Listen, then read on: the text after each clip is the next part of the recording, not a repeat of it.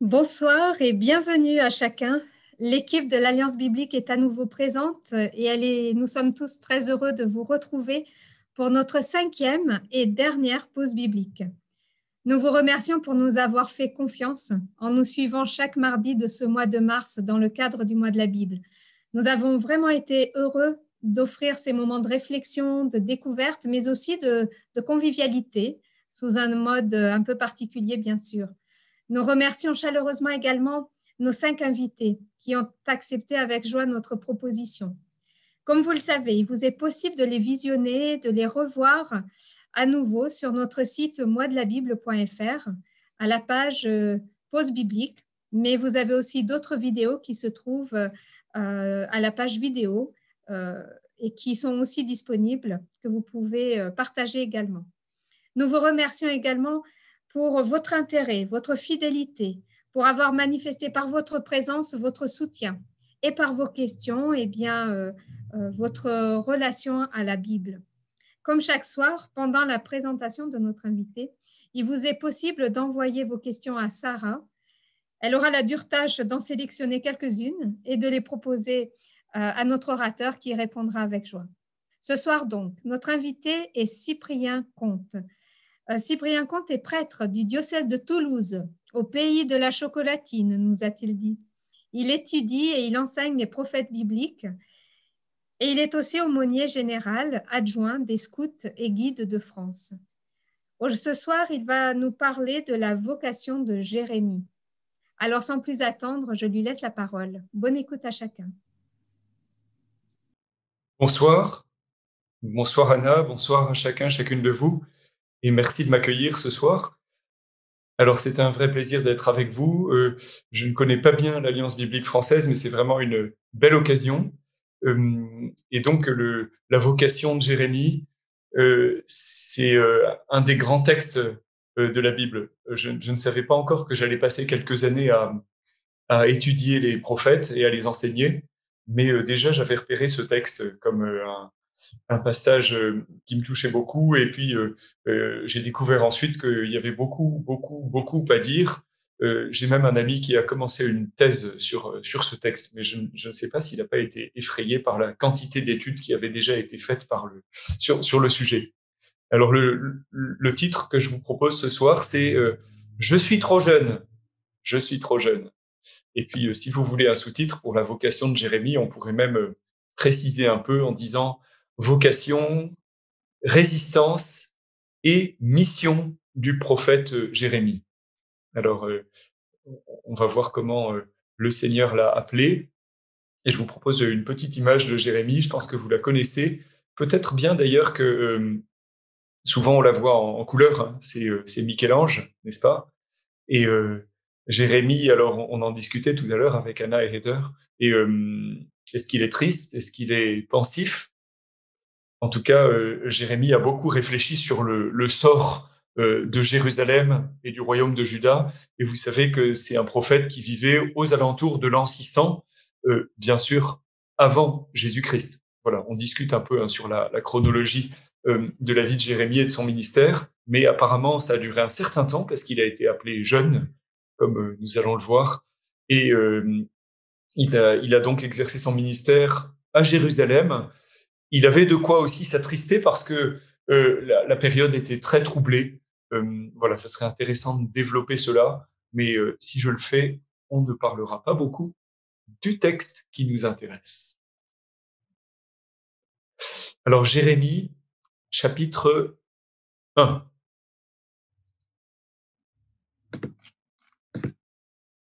C'est un récit biblique de vocation qui, comme souvent, est un récit autobiographique.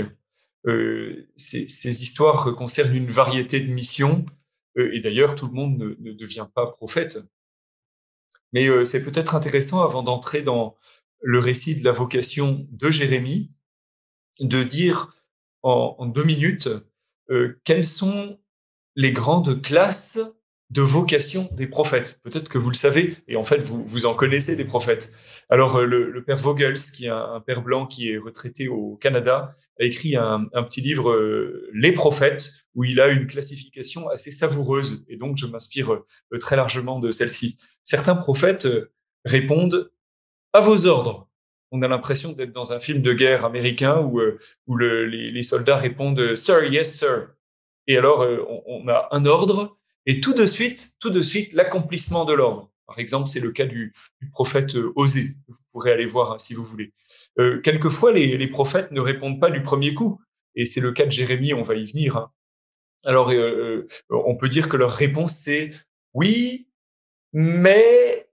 Et il y a une objection. Une objection, et Dieu va devoir rassurer celui qui l'appelle, et peut-être aussi celle, parce que la jeune Marie a posé quelques questions, même si elle n'était peut-être pas si inquiète que ça. En tout cas, elle a demandé de savoir comment ça serait possible. Mais plus loin de nous, le premier roi d'Israël, Saül, était allé se cacher dans les bagages, ce qui est quand même une assez bonne façon de dire à Dieu j'aimerais mieux que ce soit quelqu'un d'autre.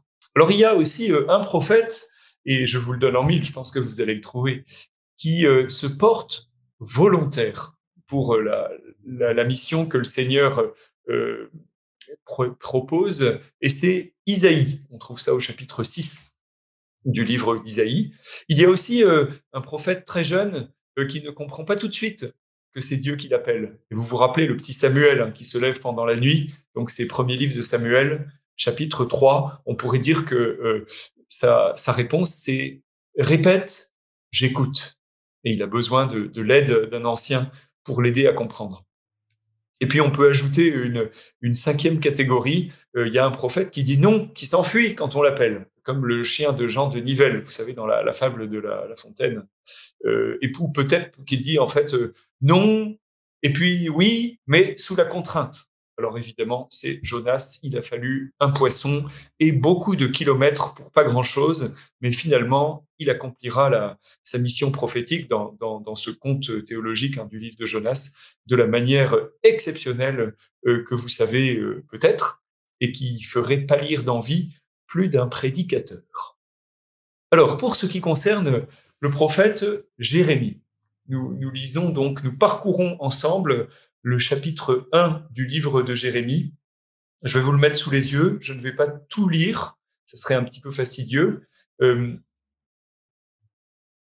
mais ça peut être pratique quand même. Vous voyez. Alors, parole de Jérémie, une petite introduction qui donne un petit peu le cadre historique. Vous voyez, on va jusqu'à la déportation de Jérusalem au 5e mois. Et à ce moment-là, on perd la trace de Jérémie. En fait, on se souvient, pour ceux qui ont lu le livre jusqu'au bout, qu'il est emmené captif en Égypte, alors que justement, il disait surtout n'allez pas en Égypte. Mais voilà. Et là, on ne sait plus ce qu'il devient ensuite. On suppose qu'il est mort en Égypte. Il y a 3 parties dans ce texte du chapitre 1. D'abord, l'appel prophétique du jeune Jérémie. Alors, je mets de côté, hein, vous avez vu le petit préambule historique, mais qui est plein d'éléments théologiques aussi. Ça serait passionnant d'y passer 1 heure, mais on va lire l'histoire qui suit. D'abord, l'appel prophétique du jeune Jérémie. Vous voyez, la parole du Seigneur s'adressa à moi. Il y a ici la résistance de Jérémie et la confirmation par Dieu. On va y revenir. Ensuite, il y a 2 visions 2 oracles exemplaires. Je pense que c'est plus juste d'ailleurs de dire que ce sont des visions avec l'amandier et puis la marmite. Et puis ensuite, on a quelques précisions sur la mission de Jérémie. Vous voyez, et ça se termine en fait, Dieu est vraiment en train de rassurer son prophète, tous ces ennemis que tu as sous les yeux, ils ne pourront rien contre toi. Je suis avec toi, oracle du Seigneur, pour te libérer. Alors j'ai pris ici la traduction de la Tob. Je suppose que c'est pas mal dans le cadre de notre association.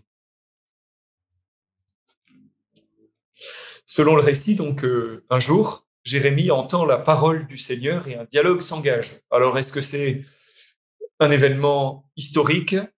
Est-ce que c'est un appel intérieur?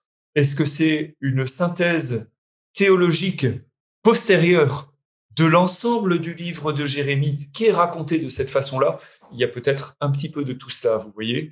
Et puis, à vrai dire aussi, on a l'exemple avec le prophète Amos, par exemple, de une, un rappel de la vocation au moment où on rencontre l'adversité. Donc il est fort possible que Jérémie raconte sa vocation parce que sa mission est mise en question. Et on sait que c'est arrivé bien souvent.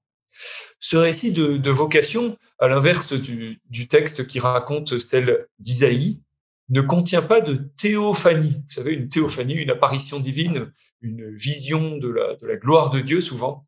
Ici, il n'y a pas exactement cela.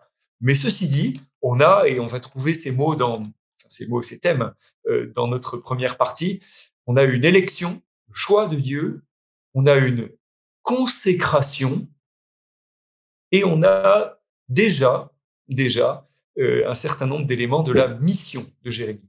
Alors que dire sur l'élection du jeune Jérémie? C'est assez impressionnant, mais ce passage peut nous rappeler la structure du premier récit de création dans le livre de la Genèse. Vous savez, il y a une parole créatrice. Dieu dit, par exemple, que la lumière soit.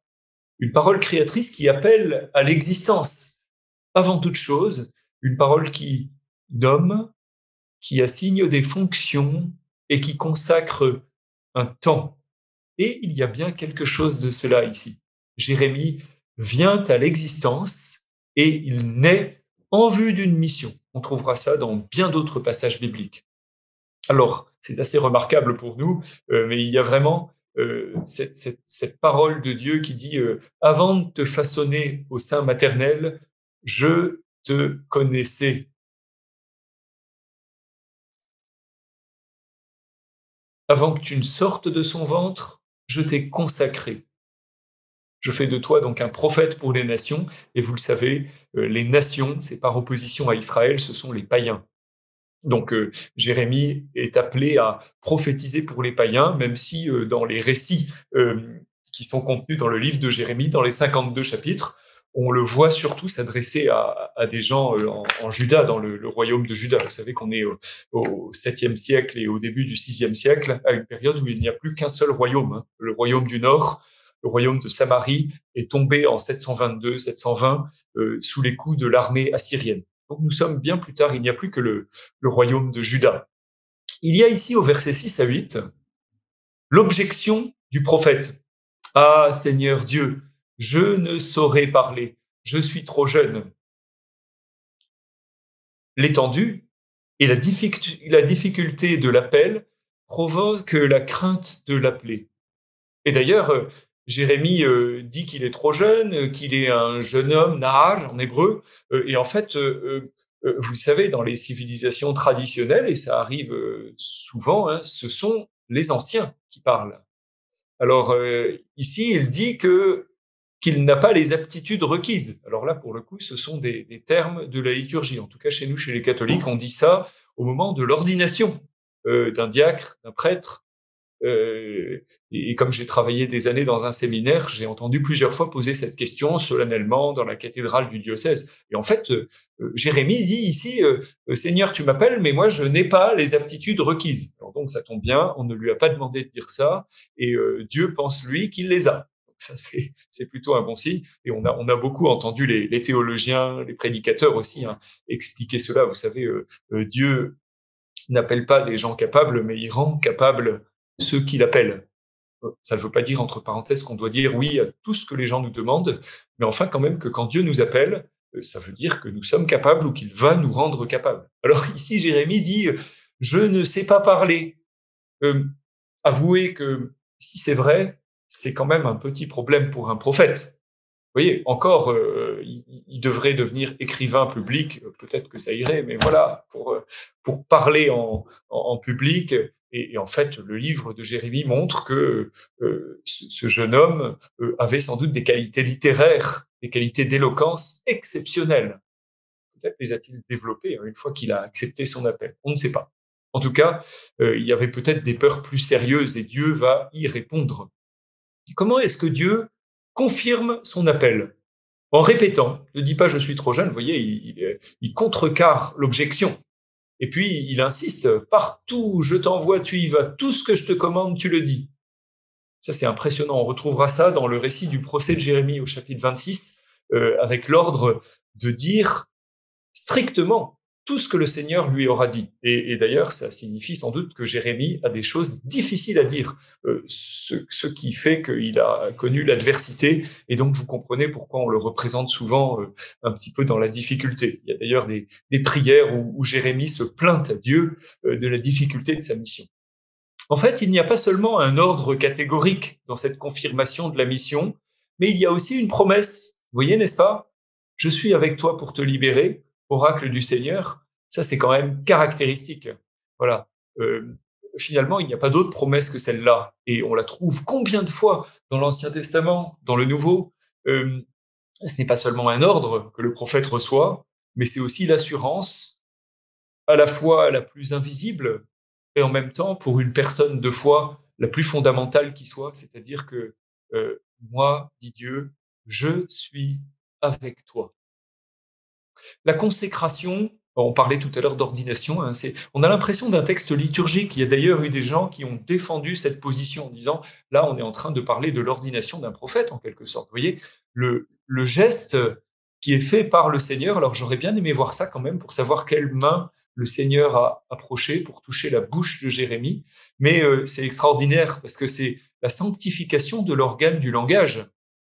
Puis il y a ensuite un texte qui annonce quelle sera la mission de Jérémie. Vous voyez, avec l'autorité et une mission, il faudrait.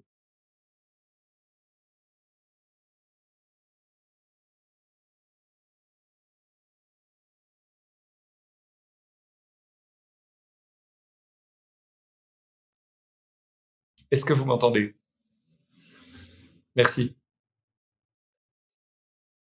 Donc Jérémie a autorité sur les nations et sur les royaumes, et il a une mission qui est à la fois négative et positive, on pourrait développer cela, et qui touche à l'ensemble du monde agricole et du bâtiment, c'est-à-dire beaucoup des activités des gens de ce temps.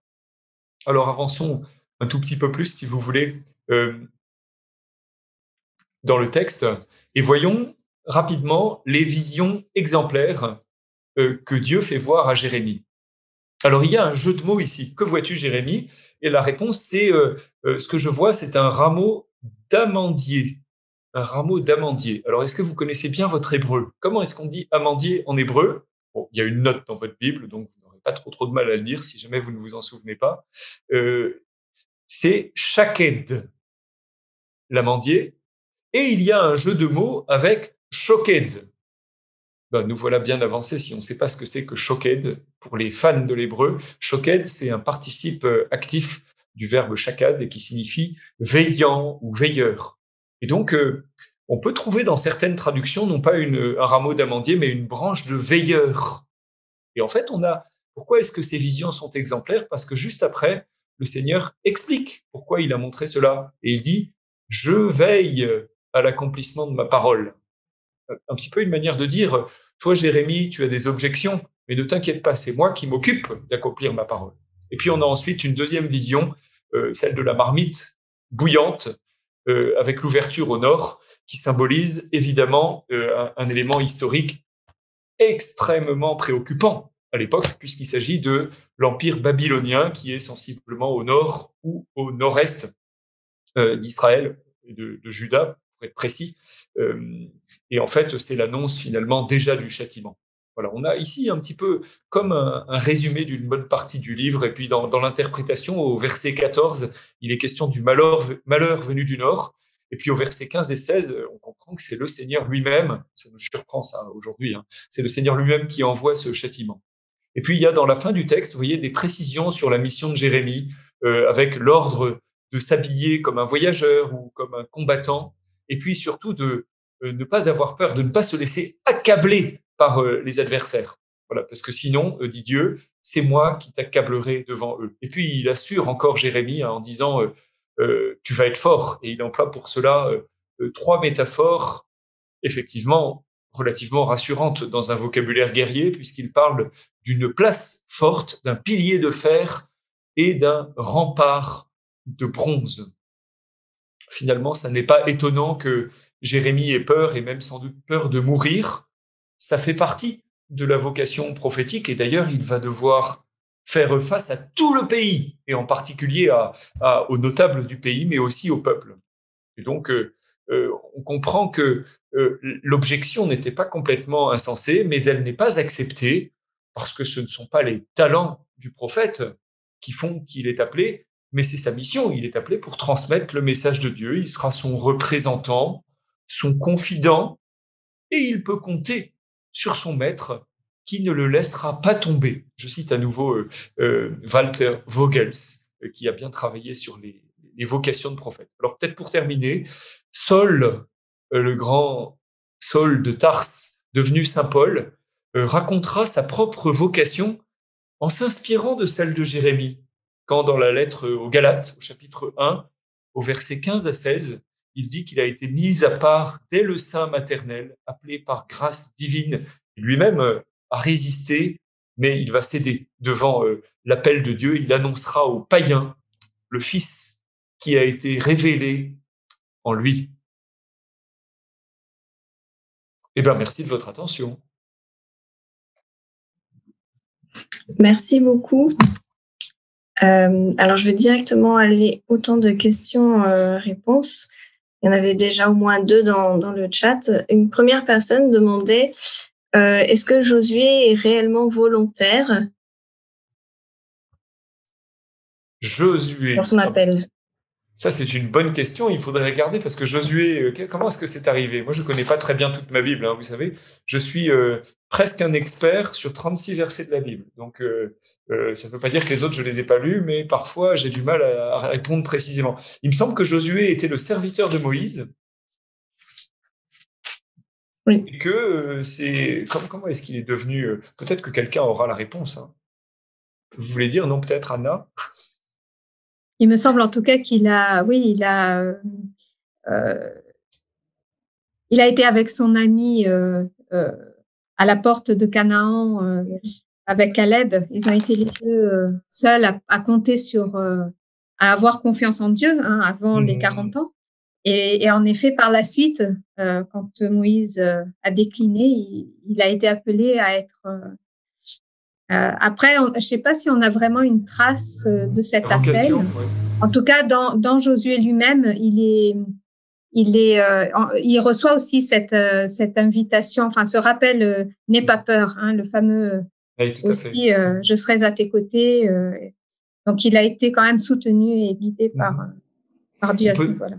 Peut-être, alors Josué 1:8, merci pour la référence. On peut dire peut-être que Josué, effectivement, parmi les 12 explorateurs qui étaient listés dans le livre des Nombres, parce que donc c'est pas dans le livre de Josué où il y a une autre histoire d'explorateurs qui ont une mission d'espionnage, mais Josué à ce moment-là est déjà le général en chef. Alors que dans le livre des Nombres, il fait partie des 12 explorateurs envoyés par Moïse, et que avec Caleb, si j'ai bon souvenir, c'est ça, lui ne dit pas on ne va pas y arriver parce que ces gens vont nous dévorer, ce sont des géants et nous sommes des sauterelles. Alors que les autres sont complètement désespérés. Tout à fait. Et ils étaient les plus jeunes, semble-t-il, en tout cas, du groupe. Merci pour cette réponse à 2. Une autre question. Que pensez-vous de l'appel à être prophète? Est-ce que ce n'est pas endosser une grande responsabilité? Est-ce que ça n'est pas endosser une grande responsabilité? C'est sûr, hein. C'est énorme même. Parce que il arrive...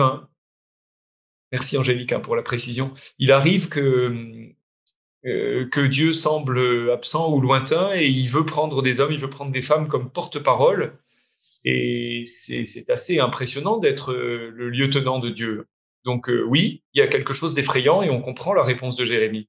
On comprend que pour beaucoup de travaux dans les communautés chrétiennes aujourd'hui, ou bien de tâches à mener dans la société au nom d'une intuition qui peut venir de Dieu pour d'autres raisons, on se sent quelquefois bien petit. Et en effet, la tâche est grande, mais la force de celui qui nous envoie est plus grande encore. Et est-ce que vous auriez quelques critères de discernement justement pour savoir quel appel ou quelle vocation on est appelé? Alors, c'est bien d'avoir une conviction personnelle, qu'ici on ne l'a pas au début, comme Jérémie, c'est bien qu'elle se fortifie. Il est bon souvent que d'autres personnes confirment l'appel que l'on a cru entendre de Dieu. Parce que sinon, on peut être quand même dans l'illusion. Hein. Y a des gens qui se prennent pour des prophètes et parfois on a envie de dire, mais est-ce que quelqu'un vous a dit que c'était peut-être une bonne idée de prendre le micro? Voilà. Il y a aussi une cohérence avec le donné de la foi. Vous voyez, il y a quelque chose de commun avec l'intégration d'un livre au canon des Écritures. Parce que vous savez que les livres bibliques n'ont pas tous été considérés comme inspirés. Et encore aujourd'hui, il y a quelques débats entre les communautés. Eh ben, si vous avez un livre qui tombe du ciel et qu'on considère être la révélation ultime de Dieu ou peut-être un nouveau livre biblique, on va devoir vérifier qu'il y a une certaine harmonie avec ce qu'on connaît par ailleurs des livres bibliques. Je pense que l'analogie peut être intéressante pour une vocation prophétique aussi. Est-ce que vous allez dire le contraire de tout ce que tout le monde a toujours dit, ou bien est-ce que vous êtes dans la lignée des anciens prophètes, même si ça veut dire contredire un certain nombre de personnes aujourd'hui? Vous voyez, quelques éléments. C'est pas si simple. Hein. On a eu une session à l'Institut catholique de Toulouse il y a un an sur les vrais et faux prophètes. Et le livre doit sortir bientôt. J'en profite pour faire de la publicité. Je vous assure que c'est une question très difficile. Alors justement, il y a quelqu'un qui demande si vous le souhaitez de partager assez courtement comment vous-même vous avez reçu votre appel. Ça, c'est une bonne question. Il va falloir être bref. Je ne sais pas si j'ai été le dernier à m'en rendre compte, mais c'est pas impossible. Je sais pas si j'étais comme Saül caché dans les bagages, mais enfin, en tout cas, un jour, j'ai dit à mes parents, c'était en terminale, hein, je pense, que j'avais ce désir et donc que j'espérais que c'était une vocation divine et pas uniquement mon idée du moment. Et j'ai pas eu l'impression vraiment qu'il soit très surpris. À vrai dire, j'ai eu la chance de grandir dans une famille où on était chrétien, où on priait ensemble régulièrement, on allait à l'église. J'ai été scout aussi, ça me suit, vous voyez. Et puis j'ai fait aussi des retraites spirituelles assez souvent dans une communauté qu'on appelle un foyer de charité. Et tout ça avec la prière et le regard des autres aussi m'ont beaucoup aidé à affermir ma vocation. Je suis rentré au séminaire 2 ans après le bac. Merci pour ce partage. Une autre question, pourquoi lire le livre de Jérémie aujourd'hui? Ah, pas pour vous remonter le moral, mais peut-être parce que vous trouvez que c'est la crise, alors là, vous pouvez y aller. Parce que vraiment, ou alors parce que vous aimez la belle littérature, c'est génial. Peut-être parce que le livre de Jérémie est un livre difficile, et là, je suis en train de monter un groupe pour étudier le livre de Jérémie. On va faire notre première séance en avril avec des gens de différents continents. Je pense que ça va être assez intéressant. Mais c'est difficile et il y a encore beaucoup à dire. Il y a 1000 raisons de le lire, vraiment. Et puis, il y a des prières splendides dans le livre de Jérémie, notamment si on est dans la difficulté entre le chapitre 11 et le chapitre 20. Vous pourrez voir que vous n'êtes pas les premiers. Et encore, alors, ce sera certainement la dernière question. Quels messages principaux Jérémie a eu à partager? Ça, c'est une bonne question, hein, merci. Alors, j'ai envie de dire, dans ce chapitre, vraiment, Dieu est avec vous s'il vous appelle et il vous laissera pas tomber. Et ça, c'est quand même fondamental, hein, il me semble. Après, plus spécifique au livre de Jérémie, il y a convertissez-vous. Et il dit ça aux gens du royaume de Juda et de Jérusalem. Convertissez-vous, parce que la situation est grave. C'est intéressant, ça correspond. Peut-être, c'est facile à entendre pour nous, à la conversion écologique, hein, qui nous est demandée. Et puis, en fait, au bout d'un moment, et c'est pour ça aussi que le livre est très difficile et un petit peu sombre, au bout d'un moment, Jérémie dit, c'est trop tard maintenant. Vous ne voulez pas vous convertir, donc Babylone va envahir le pays et maintenant il faut vous soumettre au roi de Babylone. Alors c'est très surprenant et du point de vue politique, ça n'est pas tellement facile de faire la promotion de ce type de position. Mais enfin, en tout cas, Jérémie oui, il a des choses à dire, oui, pour aujourd'hui. Peut-être que du point de vue de l'écologie, on pourrait dire ça. Vous voyez, à la fois on a à se convertir et en même temps, si jamais il est trop tard, il va falloir composer avec la nouvelle situation qui s'impose à nous. Et en tout cas, Dieu est avec nous et il est la vie de notre vie et la source des eaux vives. Ça, Jérémie le dit avec force. Merci beaucoup en tout cas pour chacune de ces réflexions et vos réponses. Et Anna va maintenant conclure. Merci. En tout cas, un grand merci, Cyprien, pour ce partage, pour ces derniers mots, pour l'échange que vous avez accepté aussi de nous faire de votre propre cheminement, votre propre engagement, et qui est touchant et qui montre que, voilà, à toute époque, nous sommes peut-être tous appelés aussi à vivre selon nos modes de vie, nos appels, à vivre ce don à Dieu. Merci pour ces paroles aussi d'encouragement et peut-être cet appel à la conversion. Et je garderai ces mots-là, en tout cas pour la fin. Nous voulons aussi remercier chacun de nos auditeurs pour votre présence, pour votre participation. Vous avez été nombreux à être fidèles à nos rencontres. Merci à tous nos orateurs. Encore une fois, je dois le dire, ce fut un plaisir de vous écouter et de vous inviter. Et nous arrivons au terme de nos pauses bibliques pour le mois de la Bible. Nous avons eu un grand plaisir à être à vos côtés, Heather, Sarah et moi. Nous avons eu plaisir à mettre en place ce dispositif du mois de la Bible. Sur la page Facebook, sur le site, vous pouvez retrouver toutes nos vidéos. N'hésitez pas à les réécouter, à vous en inspirer. Et j'espère vraiment que vous continuerez à explorer la Bible, à laisser venir la Bible à votre rencontre. Que la suite de ce printemps soit bon, doux, malgré les circonstances, et que nous vivions un temps de Pâques plein d'espérance et de douceur. C'est tout ce que je vous souhaite. Une bonne soirée à chacun et à bientôt.